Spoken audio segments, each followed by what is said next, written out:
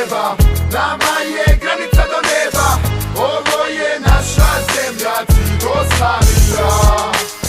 Samo reci šta ti treba, nama je granica do neba. Ovo je naša zemlja, Jugoslavija.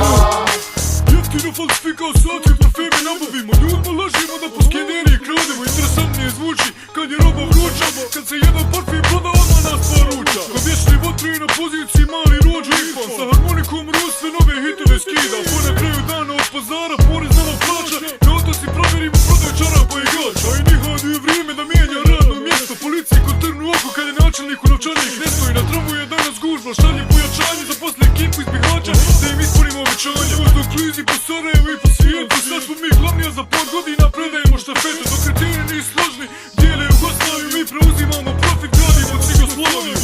Samo reci šta ti treba, nama je granica do neba. Ovo je naša zemlja, Jugoslavija. Samo reci šta ti treba, nama je granica do neba. Ovo je naša zemlja, Jugoslavija.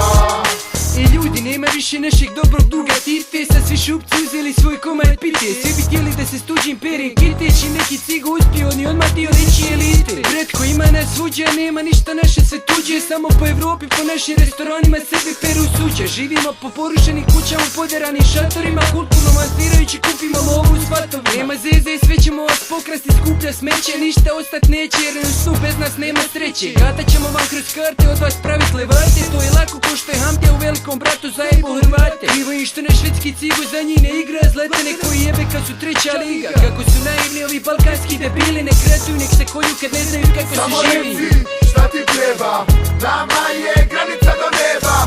Ovo je naša zemlja, Jugoslavija. Samo reci šta ti treba, nama je granica do neba. Ovo je naša zemlja, Jugoslavija.